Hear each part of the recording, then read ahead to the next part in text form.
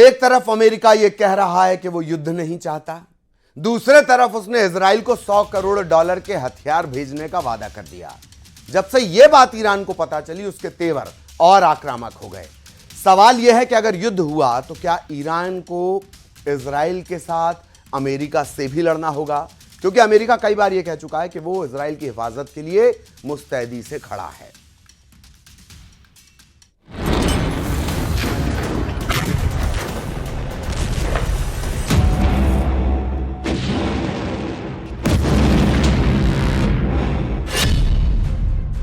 Netanyahu को Biden का full support.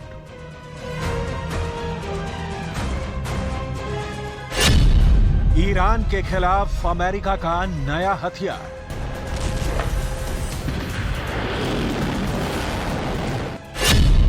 तेल अवीव आ रहा है $100 करोड़ का हथियार।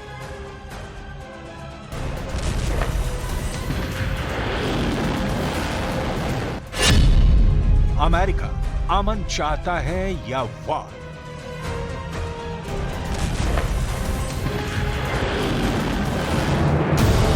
यह सवाल बहुत जरूरी है, क्योंकि ना तो दुनिया के नक्शे पर क्षेत्रफल के हिसाब से, ना आबादी के हिसाब से इजराइल ईरान के सामने टिकता है।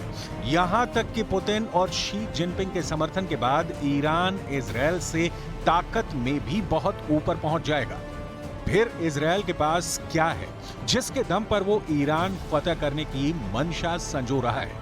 इसे समझने के लिए आपको अमेरिका की वो नई खेप देखनी होगी जिस पर बाइडेन ने मुहर लगा दी है। एक नई रिपोर्ट के मुताबिक अमेरिका के राष्ट्रपति जो बाइडेन प्रशासन एक नए हथियार सौदे की शुरुआत पर विचार कर रहा है, जिसके तहत इजराइल को $100 करोड़ से अधिक के हथियार बेचे जाएंगे। नया सौदा उस सहायता सौदे के अतिरिक्त है जिसमें इजराइल के लिए $26 अरब का सौदा शामिल है, जिस पर वर्तमान में कांग्रेस में बहस चल रही है। इस सौदे में $700 मिलियन के टैंक, गोला बारूद, $500 मिलियन के सैन्य वाहन और $100 मिलियन के मोर्टार राउंड शामिल है। He strongly supports this package to reinforce Israel and Ukraine, and let's not forget the humanitarian aid that's needed for the Palestinian people in Haiti, in Sudan. This is important humanitarian aid. Let's not forget the security in Indo-Pacific. So this is what this package is going to do. The president strongly supports that. America ने अभी 2 दिन पहले ही ऐलान किया था कि Israel अगर Iran के खिलाफ बदले की कार्रवाई करता है तो उसका साथ नहीं देगा। यहां तक कि बेंजामिन नेतन्याहू को जो बाइडेन ने साफ लहजे में कहा था कि इजराइल को संयम बरतना होगा। और उसके बाद अमेरिका में इस बात की बहस चल रही है कि ऐसे हालात में इजराइल को मदद की दरकार है और उसे हथियार पहुंचाए जाने चाहिए। अमेरिका के इजराइल को इस शह की कीमत क्या होगी, इसे समझना बहुत जरूरी है। 1916 किलोमीटर ये तेल अवीव से तेहरान की दूरी है। 9437 किलोमीटर ये तेल अवीव से अमेरिका की दूरी है। 3686 किलोमीटर ये तेल अवीव से मॉस्को की दूरी है। ये दूरियां मैप पर दिखाने का अर्थ यह है कि ईरान इजराइल युद्ध भड़का तो उसकी जद में दुनिया का कितना प्रतिशत हिस्सा आएगा। यही नहीं, अमेरिका के अलावा फ्रांस है, जर्मनी है, ब्रिटेन है, इटली है, जो इजराइल के साथ कंधे से कंधा मिलाकर खड़े हैं। इन देशों के साथ रहते हुए कहा जा सकता है कि ईरान चाहे जितनी ताकत जुटा ले, इजराइल के खिलाफ उसके हमले नाकाम होने की पूरी संभावना होगी। लेकिन यहाँ इजराइल को मिल रही यूरोपीय देशों से मदद की चर्चा नहीं, चर्चा अमेरिका से मिल रही मदद की, जिसके दम पर इजराइल खड़ा है।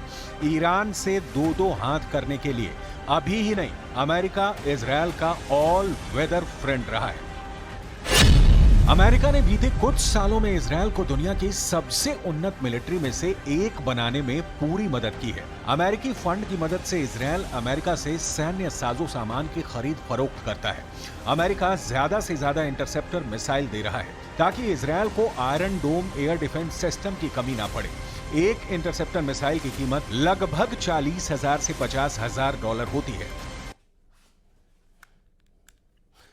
साजिश बहुत खतरनाक हो रही है। युद्ध की साजिश तो और भी बड़ी तबाही लाई जाएगी। पूरी दुनिया को यही डर इस वक्त ईरान और इजराइल को लेकर है, जो करीब 1.5 साल पहले रूस और यूक्रेन को लेकर था। इजरायल को अस्तित्व में लाने में अमेरिका की बहुत बड़ी भूमिका रही है। अरब देशों की थ्योरी जो कहती है कि हमारी जमीन पर यहूदियों ने देश खड़ा कर लिया जिसे कभी कबूल नहीं किया जा सकता, ये मूल बात है जो ईरान के साथ मुस्लिम देशों के खड़ा होने को प्रेरित करता है। इजरायल इन देशों का अकेले मुकाबला नहीं कर सकता, इस तथ्य के बावजूद कि इजरायल के पास दुनिया के सबसे उन्नत हथियारों का जखीरा है, उसके पास दुनिया का सबसे उन्नत एयर डिफेंस सिस्टम है, लिहाजा अमेरिका की छांव जरूरी हो जाती है।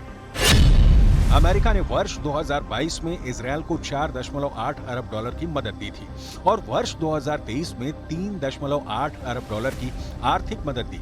असल में अमेरिका हर वर्ष इजरायल को 3.8 अरब डॉलर की मदद करता है, जो इजरायल के कुल रक्षा बजट का लगभग 16% है। जाहिर तौर पर इस समय अमेरिका इजरायल के असाधारण सहयोगी के तौर पर काम कर रहा है। अमेरिका इजरायल को बिना शर्त वित्तीय, सैन्य और राजनीतिक मदद देता है। इजरायल एक अघोषित परमाणु ताकत है, लेकिन अमेरिकी संरक्षण की वजह से उसे कभी किसी जांच का सामना नहीं करना पड़ा है। ये तथ्य है कि अमेरिका सबसे ज्यादा आर्थिक सहयोग इजरायल को ही देता है। दूसरे विश्व युद्ध के बाद से अब तक इजरायल को 158 अरब डॉलर की अमेरिकी मदद मिल चुकी है। इजरायल अमेरिका का सबसे बड़ा कारोबारी साझेदार भी है। दोनों के बीच हर वर्ष 50 अरब डॉलर का कारोबार होता है। इजरायल अमेरिका की मदद से एक बहुत बड़ा रक्षा उद्योग खड़ा कर चुका है। अपने डिफेंस मैन्युफैक्चरिंग बेस की वजह से ही इजरायल आज दुनिया भर में हथियार और सैन्य साजो सामान का 10वां सबसे बड़ा निर्यातक बन चुका है। 1972 के बाद से अब तक संयुक्त राष्ट्र सुरक्षा परिषद में अमेरिका इजरायल के खिलाफ लाए गए 50 से ज्यादा प्रस्तावों को गिरा चुका है। इजरायल को अमेरिकी मदद का स्केल क्या है, ये आपने देख लिया, लेकिन यहाँ ये भी समझना बहुत जरूरी है कि इजरायल से दोस्ती का अमेरिका को क्या फायदा मिलता है, क्योंकि अंतर्राष्ट्रीय संबंधों में राष्ट्रहित सर्वोपरि होता है, ना कि मानवीय संवेदना। इजरायल को अमेरिकी मदद मिलने के कई कारण हैं, लेकिन यहाँ आपको वो 4 प्रमुख कारण दिखाते हैं। पहला कारण, अमेरिका की नजर में अरब दुनिया की उथल पुथल भरी राजनीति में इजरायल की रणनीतिक अहमियत। दूसरा कारण, शीत युद्ध के कारण अमेरिका ने अरब जगत में सोवियत संघ के असर के खिलाफ इजरायल को एक अहम मोहरे के तौर पर इस्तेमाल किया।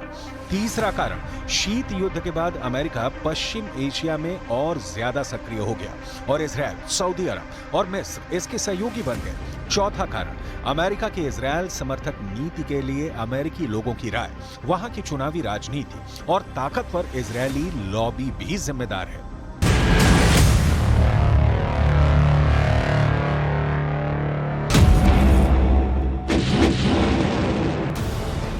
मतलब अमेरिका का मध्य पूर्व में वर्चस्व बना रहे, इसके लिए इजरायल बहुत महत्वपूर्ण हो जाता है।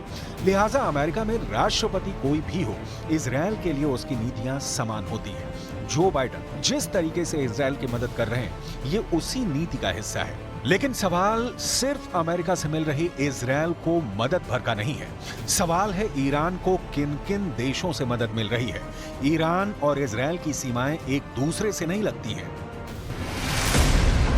ईरान के हमले के बाद लेबनान और इराक ने अपने एयर स्पेस को बंद कर दिया है। सीरिया और जॉर्डन ने अपने एयर डिफेंस सिस्टम को अलर्ट पर रखा है। रिपोर्ट्स के मुताबिक कतर और कुवैत दोनों ने अमेरिका को अपने हवाई अड्डों को इस्तेमाल करने से ये कहकर रोक दिया कि वो ईरान के खिलाफ संघर्ष में शामिल नहीं होना चाहते हैं। गैर मुस्लिम देशों में रूस, उत्तर कोरिया और चीन के ईरान के साथ अच्छे संबंध हैं।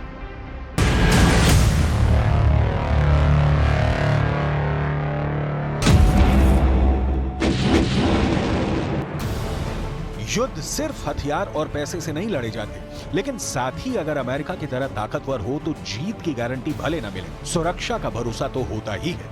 इजरायल पलटकर ईरान को नहीं मारता तो विश्व बिरादरी में सिर्फ उसकी फजीहत नहीं होगी, बल्कि अमेरिका की भी हेठी मानी जाएगी। इधर ईरान के साथ मुसीबत में रूस जैसे देशों ने साथ नहीं दिया तो अमेरिका के खिलाफ वाले गुट की हार मानी जाएगी। जाहिर है युद्ध भड़काने में ये थ्योरी भी काम आ रही है और यही कारण है कि इजरायल और ईरान दोनों उबल रहे हैं, एक बदले की आग में, दूसरा बदले के बाद आग को भड़काने से रोकने के लिए।